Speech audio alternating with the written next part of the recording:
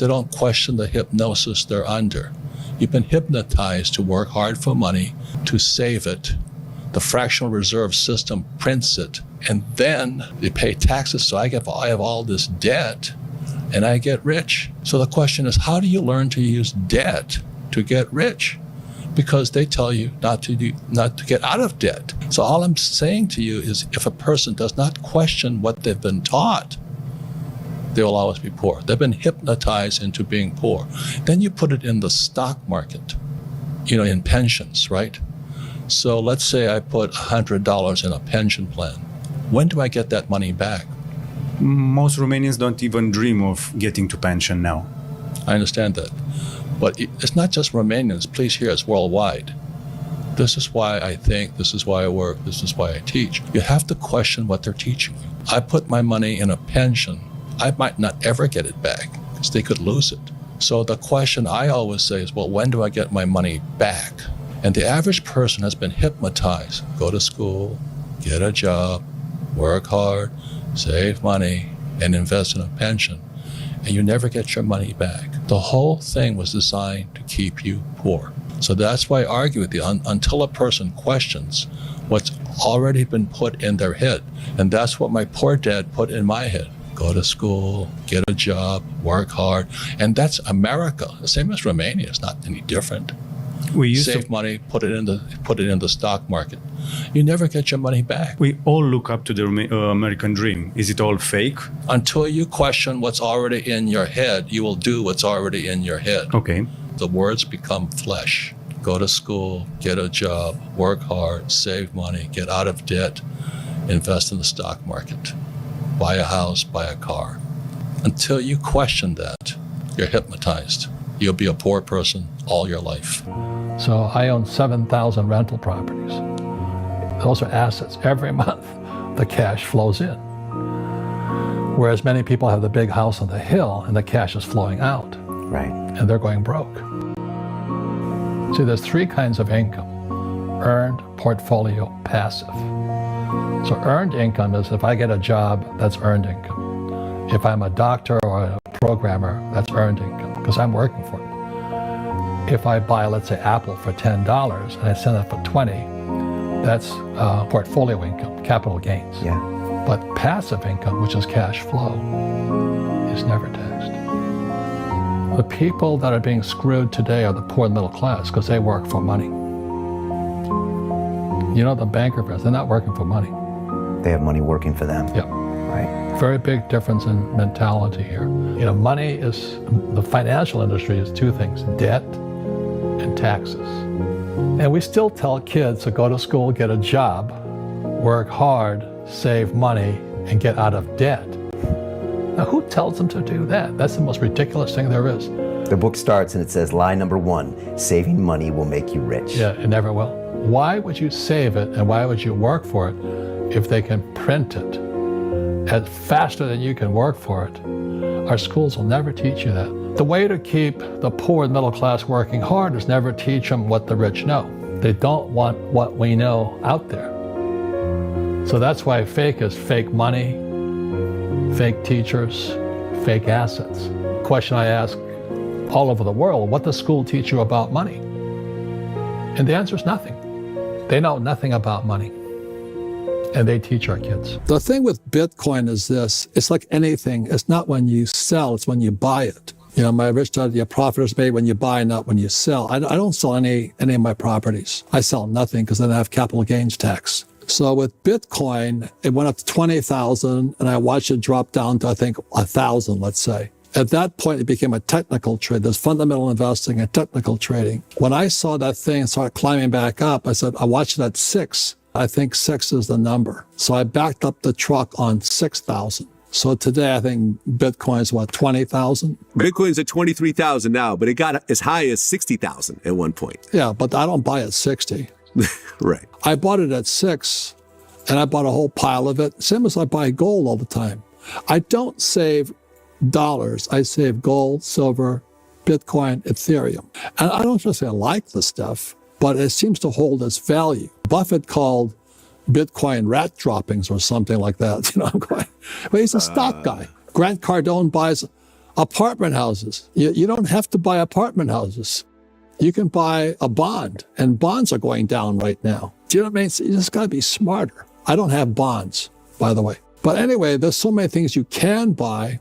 The biggest question is, how smart are you with your money? And what does school teach you about money? Nothing. And you wonder why school teachers are broke? Because they don't know nothing. My whole family are school teachers. Good people, nice people, Marxist, but good people. I don't care if you're a Christian, a Jew, a Buddhist, or Israeli. I don't really care. Just show me the money, as that show says. Yeah, I actually found the quote. Warren Buffett said cryptocurrencies basically have no value and they don't produce anything. They don't reproduce. They can't mail you a check. They can't do anything. And what you hope is that someone else comes along and pays you more money from them later on. But then that person's got the problem. In terms of value, zero. Hey, look, I'm not saying it's not a smart dude. He's a very smart dude, you know. But Yeah. you can listen to Grant Cardone also. You can listen to me. You can listen to Dave Ramsey, who says live debt free. You got to choose your teacher. Sure. That's all I'm saying. Like when I was in Sunday school, I was like 8 or 9 years old, and the Sunday school was a young teacher. This is in Hawaii, and she said, "Why were the 3 wise men wise?" And I said, I raised my hand. You know, it's about 8 or 9 years old. I said, "Because they were rich." And she goes, "Why do you say that?" You know, because in church, right, love of money is the root of all evil. So she said, "Why do they say they're rich?" I said, "Because they're rich." And she goes, "Why?" So they had gold, frankincense, and myrrh. You got to be rich to have that stuff. And she shakes her head because this violates every one of her Christian values about the love of money is the root of all evil, right? She says, "No, they weren't. That's why they weren't wise." I said, "So tell me why." So one of the most valuable lessons my little Sunday school teacher taught me. She says, because they always sought the best teacher. And for them, it was Christ. For many of my family, it's Buddha. You know, the Muslims, it's Abraham. Jews is Abraham. For other guys, it's all this. In real life, seek your teachers. If you listen to a school teacher about money, I'll pray for you tonight. Right. You know what I'm saying? Yeah. You want to listen to Warren Buffett? Listen to him. So all the rich guys who are doctors and lawyers, or those guys, they're getting creamed. And they don't know why. Doctors are getting creamed. Oh, yeah, they're making more money, but the take home is less. Sure. You know, my doctor just yelled at me. He was happy. He says, guess what? I finally made $1 million. And I said, yeah, this was just 3 weeks ago. And so I said, yeah, well, how much you pay in tax? This is 2014. He says, $750,000 in taxes. So his net was about $400,000. That's not bad. But when I make $1 million, I keep $1 million. And the reason is because I don't make it by working for money. See, if you work for money, you're taxed. So that's why lesson number 1 in Rich Dad Poor Dad is the rich don't work for money. What we do instead is we create businesses as entrepreneurs. We acquire real estate. I don't invest in the stock market. So the reason is because as entrepreneurs, I have more control over my income, how much I make, and how much I pay in taxes. And because I'm an entrepreneur as well as an investor in real estate, I pay 0 tax. So every time I make, let's say, $1 million as an entrepreneur, I immediately invested in real estate and I have a 4-to-1 step up. So I put $1 million in real estate, I get $4 million from the bank. That's why I love banks. But the banks are screwing everybody else, terrible. But it's good for me. That's why you say when you print, it's good for you, but when you print, it's bad for people that work for money. Because when you print, savers get creamed and people who work for money get creamed. When they print, debtors get rich. You see, debt and taxes make the rich richer, and debt and taxes make the poor middle class poorer. And that's what I cover in this little book here. See, when you look at history, anytime a country printed, they corrupted the money supply, the empire collapsed. So the Romans tried it. It was called debasing the currency. Debasing means they took a silver coin and they mixed base metals like nickel and copper and those things inside. America started doing the same debasing in 1964. So when you look at our silver coins, in 1963 they were not pure silver, they were silver.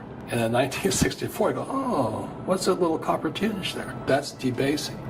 So throughout history, anytime a government has debased or printed their money, the economy eventually collapsed. So the Romans tried it, Zimbabwe did it, the Germans did it, Milosevic did it, China did it. So every time they print money, history will tell you the same thing. If we know it, why are we printing money? Because people don't understand history. Who are the people that don't understand? Our politicians don't understand history, or the voters?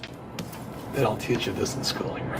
So people can look at the charts, you know, so you can have, they can look at the charts, but they don't know what they're looking at. You know, I was going for my MBA, and I had to drop out because it was getting pretty ridiculous because I kept telling the professor of economics, I said, you don't know what you're talking about. You know, and you don't get good grades, you're out, right? So I decided, well, I'll avoid the rush and resign now. But what they teach you in school is BS. It's watered down. It's not appropriate for the real world. It's good if you're going to be an academic like my poor dad, and you have all the facts and figures, but they can't do anything. Like the unemployment figures are complete lies. You know, Obama says they're at I'm not political, I'm not Republican or Democrat. Obama says they're 6%. This guy, John Williams, who's called a shadow stats guy, he says the real unemployment is 24%. So That's a big difference. Yeah, so I asked him, so what happened? How did you come across this? And John Williams was an economist. He was working for Boeing or Lockheed. And he kept applying the government unemployment and government stats to Boeing's numbers, and nothing worked. So finally he realized, which I realized in Vietnam, we're being lied to. Our numbers are bogus. They're not true. So that's why I started writing this book. And now I said your house is not an asset. Savers are losers. The rich don't work for money. In that was 1997, 2015, they're coming true. So Second Chance is how I came to my assumptions and conclusions. I just don't trust the market because it's so manipulated. I mean, I'm not saying, you know, that book about fake money, fake teachers, fake assets, the Dow. This book, Who Stole My Pension, I write about what is America's #1 export. Do you know what it is? Toxic assets. Toxic assets. Toxic assets. CDOs, MBSs. Yes. You know, derivatives. And so what is it today? Wall Street just looted the pensions. So this book, Who Stole My Pension, it's like I said, my co-author is an SEC attorney. And he got sick and tired of seeing all these bankers loot the pensions and get paid bonuses. And then the labor union guys who manage the funds get paid bonuses. And the guys who manage it get paid bonus. Meanwhile, the workers get screwed. So when this next crash comes, it's going to be horrible. Now you look at the other guy. So there's two authors. Ted Siddell, SEC attorney. His father was a CIA operative in Uganda, and Idi Amin killed his father. So his family went broke because there was no body. He couldn't collect anything because no body, no corpse. Whereas my father ran for political office against the governor of Hawaii, and he got crushed. And the governor says, you're no job, no paycheck, no pension. So my old man's broke. So Ted and I are about the same age, and we come back. He says, my father has no money, my family's starving. My family was starving because my father lost everything. So it kind of put us on edge, you know what I mean? I don't trust my government.